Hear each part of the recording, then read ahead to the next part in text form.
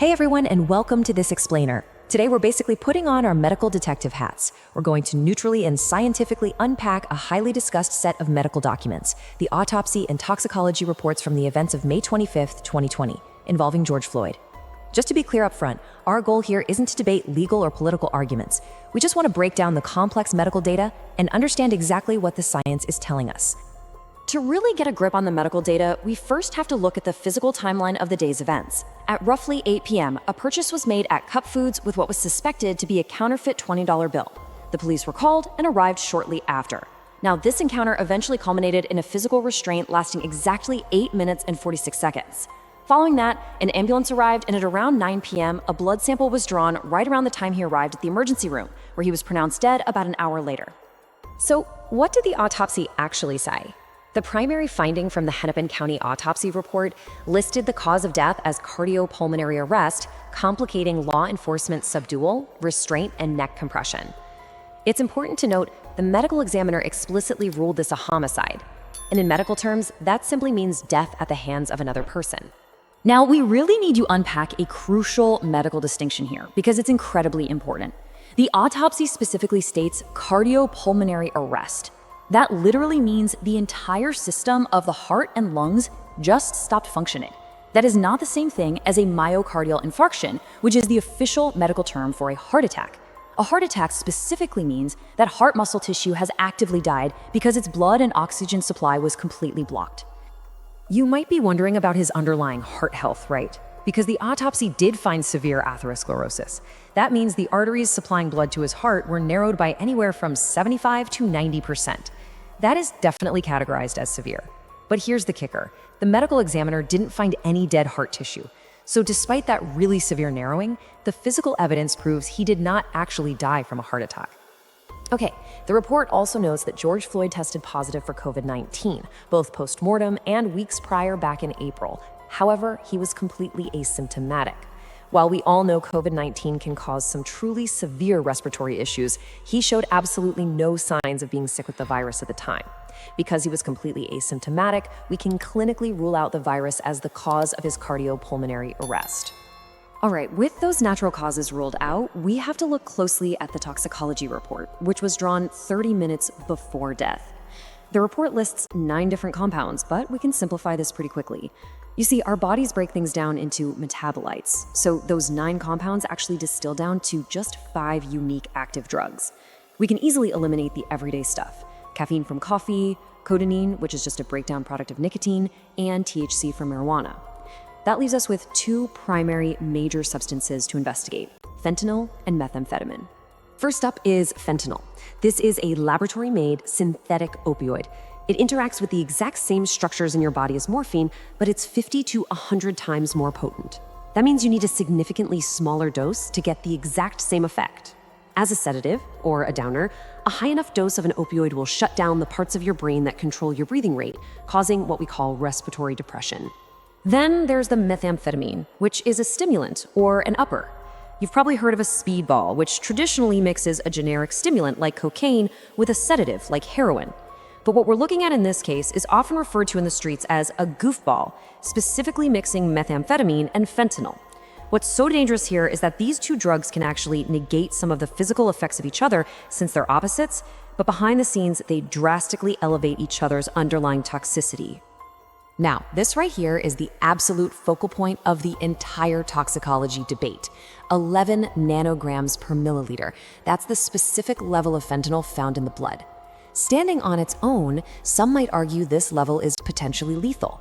But the real medical question is, did this amount actually cause him to stop breathing? To answer that, we have to understand a fascinating concept called lipophilicity. Lipo means fat, and philic means having an affinity for. Basically, fentanyl loves fat. It dissolves easily into it. Within just 5 minutes of entering the bloodstream, 80% of a fentanyl dose actually leaves the blood and enters organs and fat tissue, where it slowly releases back into the blood over time. George Floyd was a very large man, but he was close to his ideal body weight and not obese. That means he likely had less fat tissue holding on to the fentanyl, which can result in a higher concentration remaining directly in the bloodstream. If we compare this 11 nanograms to retrospective studies of fatal overdoses, like a major one done out of New Hampshire, we see an incredibly wide range. We're talking anywhere from 0.75 all the way up to 113 nanograms per milliliter. So yes, 11 nanograms sits right inside that statistical average of 10 to 18, but we always have to remember that a statistical average is never an absolute rule for every single human body.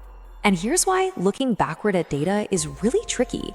It often fails to control for critical biological variables, things like body mass, body fat percentage, and gender, since men naturally have a higher water percentage in their bodies.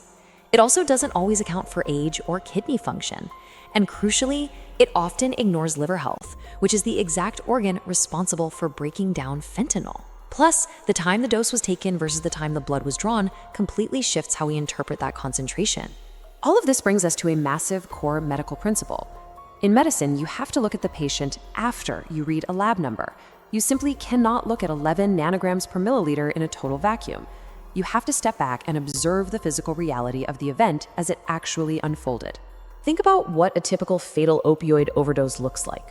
A person suffering from one is almost always unconscious. They're nodding off, cold to the touch, usually with their chin resting on their chest. But contrast that with the video evidence from that day.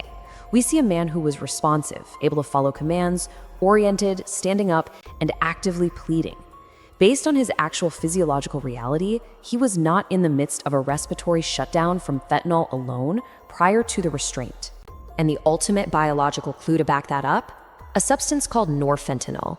Norfentanyl is an inactive breakdown product, a metabolite of fentanyl. The fact that it was present strongly indicates that his body was already successfully processing and breaking down the drug over time, because the drug was actively metabolizing downward. And because obviously no new dose could have been taken during an hour-long encounter with police, we know an escalating, sudden overdose did not just spontaneously happen.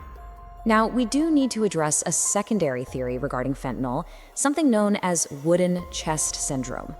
It's a terrifying and unique side effect where the respiratory muscles completely freeze up and become extremely rigid. It's so severe that even in operating rooms, if this happens, doctors literally struggle to push oxygen into the patient's lungs because their chest is as hard as wood.